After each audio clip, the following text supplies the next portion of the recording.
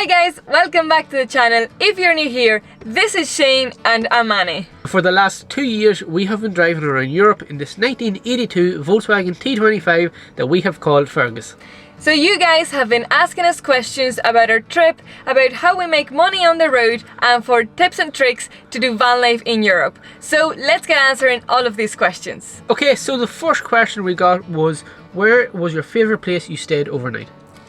Okay, so this is a very hard question because we have stayed in some amazing places, but for me the Pyrenees have to be my favourite part of our trip. Definitely.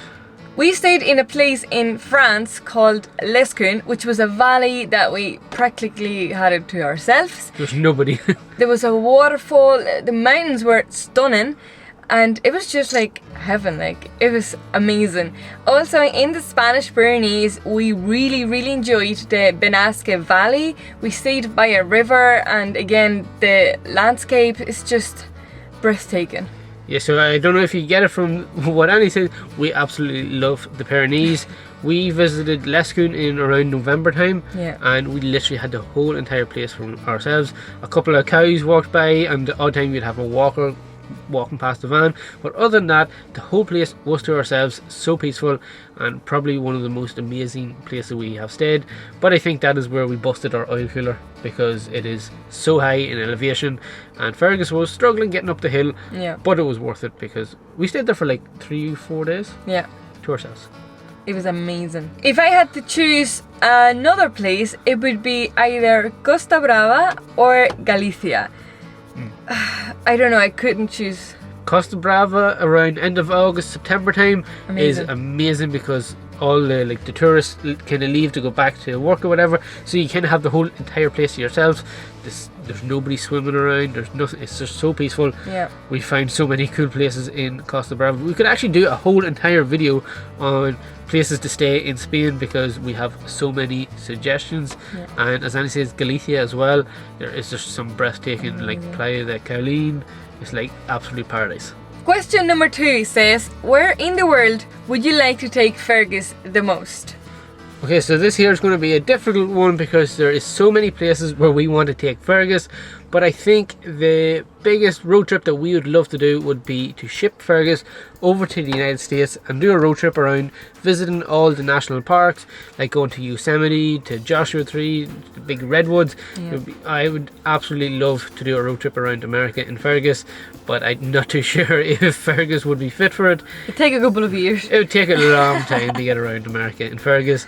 Or another one I'd love to do is something similar to Vanlife, where he went from South America all the way up to Alaska. That would be an absolute epic road trip, and something that we would love to plan in the future. So who knows, you might see Fergus in America. So we were reading out these questions and we literally said at the same time, road trip around America. So it would definitely have to be America. I think so. Like after seeing Travel Beans over in America with their van, it would just be absolutely amazing to do a road trip around America. Question number 3 is, how easy is it to wild camp around Spain and Portugal? So around Spain is so easy. There's so many places. We use the app, everybody uses Park4Night. You can literally park anywhere in Spain. Yeah, there's so many places, so many facilities. So we found it super easy. It's such a good place if you have never done van life anywhere. Spain would be such an easy country to start. Then in Portugal, it's a little bit trickier. But it's not too bad. Still easy. We were frightened before we went. Yeah, we weren't sure we should go to Portugal or not, because you're not allowed to park by the coast. You are only allowed to park in like designated areas. The police the cannot. national parks, you're not allowed to park either. Exactly, yeah, that's true. I don't know, like in Portugal it wasn't too hard. We just parked where there was more vans, because usually the designated areas are always full. So if you just don't park too close to the beach or like in a national park, you should be 100%. And usually the police, when they give you the knock, they are friendly enough and they just ask you to move and they don't really give you a fine. We were very lucky in our trip and we never got any knocks. We were there for like over a month. Yeah. And like we went in August time. Yeah, we went down to the Algarve, which was packed. It was pretty busy, but we fortunately enough we never got the knock. But we do have friends that did end up getting the knock around the same time that we were in Portugal. You just have to use the app Park for Night and just see where you can and cannot park. Read all the reviews before you go, the recent ones. And Little's car park is a good place. Another thing that you have to be careful for is just when you're in Spain and Portugal to obey like the camping laws. Because you might as well, you're in your van, but depending on what you're doing, it can be considered camping. So if you have stuff left outside your van, it can be considered camping. Even the shoes outside your van can be considered camping. So just be mindful of that when you go to these places. Don't have a whole setup with tables, chairs and the whole lot, because then that is when the locals and the police get annoyed, and that's when there's trouble. Yeah, so you can get a fine for that. If you have made it this far into the video, please hit the subscribe button. It's right here. It takes 1 second and it supports the channel so much. Stick around to the end to find out how we can afford this lifestyle. Question number 4 says, what would be your dream collaboration? I think for me, a dream collaboration would be working with Volkswagen. As we drive around in an old Volkswagen, I've grown up with Volkswagens. Everything I do is related to Volkswagens. So I think a dream collaboration of mine would definitely be working alongside Volkswagen. I'd love to get a chance to get one of the new campers and do like a video comparison of traveling in the brand new one and traveling in the 40-year-old camper, the difference, the qualities. I think that there would make a very interesting video. And also I'd love to do a video with them for the new ID Buzz, comparing the 40-year-old diesel engine to the brand new electrical system. So yeah, if anybody from Volkswagen is watching, we want to do a collaboration, you know. So the next question is, how do you find fresh water and places to dump your wastewater in Europe? So that's actually super easy, at least around Spain, France and Portugal. Not Ireland. No, Ireland is way harder. But around Europe, where we've been, in Park for Night, you just find them everywhere. Literally, so many petrol stations have them for free. Sometimes they could be a couple of euro, or sometimes you just have to put like diesel for 30 euro or something like that. But other than that, it's so easy.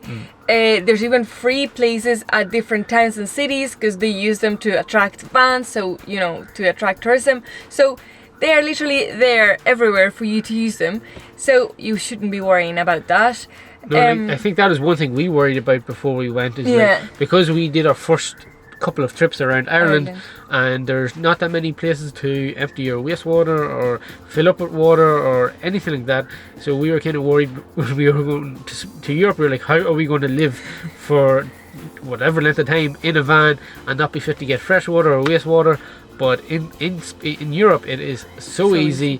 They are literally everywhere. I say like nearly every second petrol station you go to will have some sort of facilities for emptying wastewater, filled water, or emptying your black water. And as Annie says, sometimes 90% of the time it's free, but that odd time you might have to pay €1 to get fresh water, but it's still free to empty your wastewater. Just filter it through Park for Night and you will find loads of locations all around Europe. So the next question says, what other van life YouTube channels do you watch? So we basically watch so much YouTube. YouTube is like the only thing that we watch. We never watch TV really, and there is so many other van life channels that we watch and get inspiration from, and it's kind of the channels that got us into doing van life. So you have the likes of Jets into the Sunset, you have Combi Life, Travel Beans, Will's Whereabouts, King in It, Cara and Nate, Fun for Louis. There is so many channels out there that are all related to like van life and travel, and I think that is where we get most of our inspiration from. So if either we're not editing for our YouTube channel, we are watching other people's YouTube videos. So yeah, so many to watch. Okay, so the next question is, how much did the entire trip cost?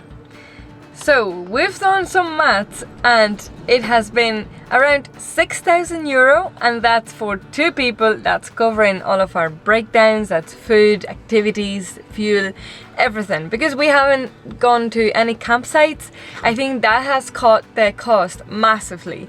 So it's such an amazing way of traveling and so cheap that I don't know, we could just keep going on forever because it's so cheap. Yeah, like 6,000 is like a rough figure. It might be a little bit more, might be a little bit less, but we kind of just broke it down into how much we spent a week, and did the maths on that there. So it comes in around maybe 6,000 to 7,000, something like that. But it is so cheap.